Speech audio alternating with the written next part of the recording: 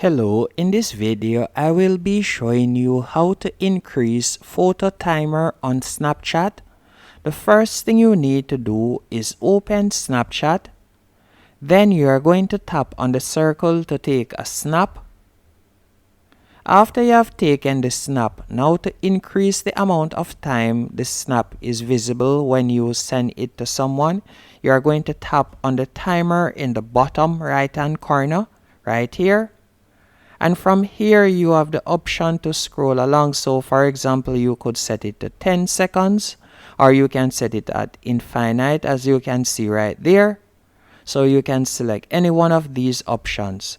Once you have selected the seconds or how long you'd like it to be available, you can simply tap on the arrow to go back in the top left hand corner, and that's it. Now you can tap on send to, and that's it. Hope you found this video helpful and informative. If you did, be sure to hit the like button and subscribe.